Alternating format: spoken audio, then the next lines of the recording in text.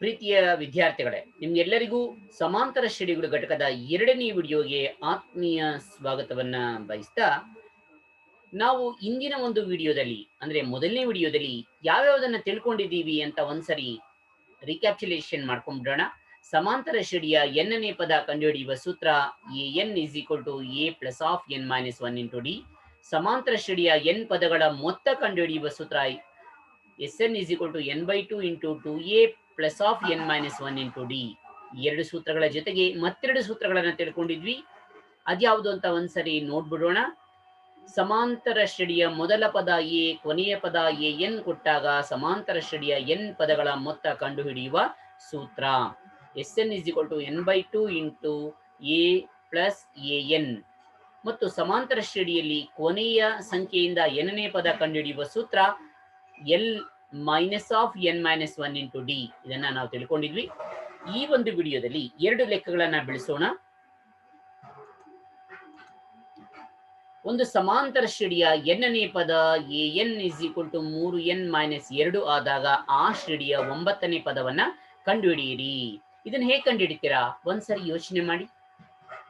ಎನ್ನೇ ಪದ ಅಂದ್ರೆ ಇಲ್ಲಿ ಎನ್ನೇ ಪದ ಕಂಡುಹಿಡಿಯೋ ಸೂತ್ರ ಗೊತ್ತಿದೆ ನಮಗೆ, ಆದ್ರೆ ಇಲ್ಲಿ ಎನ್ನೇ ಪದ ಅವನೇ ಕೊಟ್ಬಿಟ್ಟಿರೋದ್ರಿಂದ ನಾವ್ ಏನ್ ಮಾಡ್ಕೋಬೇಕು, ಆ ಎನ್ ಜಾಗದಲ್ಲಿ 9ನ್ನ ಸಬ್ಸ್ಟಿಟ್ಯೂಟ್ ಮಾಡಬೇಕು.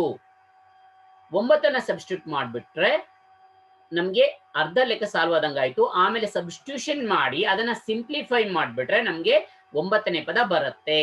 ಹಾಗಾದ್ರೆ ಮಾಡೋಣ ವಿದ್ಯಾರ್ಥಿಗಳೇ, ಬನ್ನಿ ನೋಡೋಣ ಹೇಗೆ.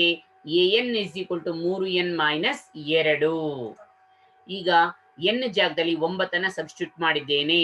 ಇಸ್ ಈಕ್ವಲ್ ಟು ಎ ಜಾಗದಲ್ಲಿ ಎ, ಎನ್ ಜಾಗದಲ್ಲಿ 9, 3 ಜಾಗದಲ್ಲಿ 3, ಎನ್ ಜಾಗದಲ್ಲಿ ಇಂಟು 9. ಇದು 3n ಅಂದ್ರೆ 3 ಇಂಟು ಎನ್, 3 ಗುಣಿಸು 9 ಮೈನಸ್ 2. ಈಗ ಇದನ್ನ ಗುಣಿಸ್ಕೊಳ್ಬೇಕು. 3 9 27, 27 ಮೈನಸ್ 2. 27ರಲ್ಲಿ 2ನ್ನ ಕಳೀರಿ, ಎಷ್ಟು ಬರುತ್ತೆ? 25 ಬರುತ್ತೆ. ಅಂದ್ರೆ 9ನೇ ಪದ, ಈ ಒಂದು ಸಮಾಂತರ ಶ್ರೇಣಿಯ 9ನೆಯ ಪದ ಎಷ್ಟಪ್ಪ ಅಂದ್ರೆ 25. ಈ ರೀತಿ ಪ್ರಶ್ನೆಗಳನ್ನ ಒಂದು ಅಂಕಕ್ಕೆ ಕೇಳ್ತಾರೆ ವಿದ್ಯಾರ್ಥಿಗಳೇ. ಅದರಿಂದ ಸ್ವಲ್ಪ ನಾವು ಗಮನವನ್ನ ವಹಿಸ್ಬಿಟ್ರೆ ಸುಲಭವಾಗಿ ಒಂದು ಅಂಕವನ್ನ ನಾವು ಪಡ್ಕೊಳ್ಬಹುದು. ಅರ್ಥ ಆಯ್ತಲ್ಲ ವಿದ್ಯಾರ್ಥಿಗಳೇ, ಇದನ್ನ ಹೇಗ್ ಬಿಡಿಸ್ಬೇಕು? ಇಲ್ಲಿ ತುಂಬಾ ಸುಲಭ. ಏನಪ್ಪಾ ಅಂದ್ರೆ ಎನ್ನೇ ಪದ ಕಂಡುಹಿಡಿಯಿರಿ ಅಂತ ಅವರೇ ಕೊಟ್ಬಿಟ್ಟು ಎನ್ ಕೊಟ್ಬಿಟ್ರೆ ನಾವೇನ್ ಮಾಡಬಹುದು, ಆ ಎನ್ ಜಾಗದಲ್ಲಿ ನಾವು ಎಷ್ಟನೇ ಪದ ಕಂಡುಹಿಡಿಬೇಕು ಆ ಸಂಖ್ಯೆಯನ್ನ ಸಬ್ಸ್ಟಿಟ್ಯೂಟ್ ಮಾಡ್ಬಿಟ್ರೆ ನಮ್ಗೆ ಆ ಒಂದು ಲೆಕ್ಕವನ್ನ ಬಿಡಿಸೋದಕ್ಕೆ ಹಾದಿ ಸುಲಭ ಆಗ್ತಾ ಹೋಗುತ್ತೆ. ಶ್ರೇಣಿ ಕೊಟ್ಬಿಟ್ಟು ಸಹ ಕೇಳಬಹುದು ಅಥವಾ ಎನ್ ಕೊಟ್ಬಿಟ್ಟು ಸಹ ಕೇಳಬಹುದು, ಯಾವ ರೀತಿ ಬೇಕಾದ್ರೂ ಕೇಳಬಹುದು. ಈಗ ಮತ್ತೊಂದು ಲೆಕ್ಕವನ್ನ ನೋಡೋಣ ವಿದ್ಯಾರ್ಥಿಗಳೇ. ಒಂದು ಸಮಾಂತರ ಶ್ರೇಣಿಯಲ್ಲಿ N is equal to 2n plus 1 ಆದಾಗ ಆ ಶ್ರೇಣಿಯ ಸಾಮಾನ್ಯ ವ್ಯತ್ಯಾಸವನ್ನ ಕಂಡುಹಿಡಿಯಿರಿ. ಇಲ್ಲಿ ಶ್ರೇಣಿ ಕೊಟ್ಬಿಟ್ಟು ಸಾಮಾನ್ಯ ವ್ಯತ್ಯಾಸ ಕಂಡುಹಿಡಿಯಿರಿ ಅಂದ್ರೆ ಸುಲಭವಾಗಿ ಕಂಡುಹಿಡಿದು ಬಿಡ್ತೀರಿ. ಹೇಗೆ? a2 minus a1 is equal to D ಅಂತ. ಅಂದ್ರೆ ಎರಡನೇ ಪದ ಮೈನಸ್ ಮೊದಲನೇ ಪದ ಇಸ್ ಈಕ್ವಲ್ ಟು ಸಾಮಾನ್ಯ ವ್ಯತ್ಯಾಸವಾಗ್ತದೆ. ಅಥವಾ ಮೂರನೇ ಪದ ಮೈನಸ್ ಎರಡನೇ ಪದ ಸಾಮಾನ್ಯ ವ್ಯತ್ಯಾಸ ಆಗ್ಬಿಡ್ತದೆ. ಇಲ್ಲಿ ಹೀಗೆ ಕಂಡುಹಿಡಿಯೋದು ಹೇಗೆ? ಇಲ್ಲಿ ಒಂದು ಸುಳುವಿದ್ಯೆ ವಿದ್ಯಾರ್ಥಿಗಳೇ. ಈ ಒಂದು ಲೆಕ್ಕಕ್ಕೆ ಒಂದು ಕ್ಲೂ ಇದೆ. ಏನು ಆ ಕ್ಲೂ? ತುಂಬಾ ಸುಲಭ. ಕ್ಲೂ ಅರ್ಥ ಮಾಡ್ಕೊಂಡ್ಬಿಟ್ರೆ ಈಸಿಯಾಗಿ ಹಾಗೆ ನಾವು ಐಡೆಂಟಿಫೈ ಮಾಡಬಹುದು. ಏನು ಆ ಕ್ಲೂ ನೋಡಿ. ಈ ಲೆಕ್ಕದಲ್ಲಿ ಎನ್ನ ಸಂಖ್ಯಾ ಸಹಗುಣಕವೇ ಅದರ ಸಾಮಾನ್ಯ ವ್ಯತ್ಯಾಸ ಆಗಿರುತ್ತೆ. ಅಂದ್ರೆ ಇಲ್ಲಿ ಎನ್ನ ಸಂಖ್ಯಾ ಸಹಗುಣಕ ಎಷ್ಟು? 2. 2 ಅದರ ಸಾಮಾನ್ಯ ವ್ಯತ್ಯಾಸ ಆಗಿರುತ್ತೆ. ಹಾಗಾದ್ರೆ ಡಿ ಅದರ ಉತ್ತರ ಎಷ್ಟು? 2. ಡಿ ಇಸ್ ಈಕ್ವಲ್ ಟು 2 ಆಗತ್ತೆ. ಬೇಕಾದ್ರೆ ನೀವು ಟೆಸ್ಟ್ ಮಾಡಿ.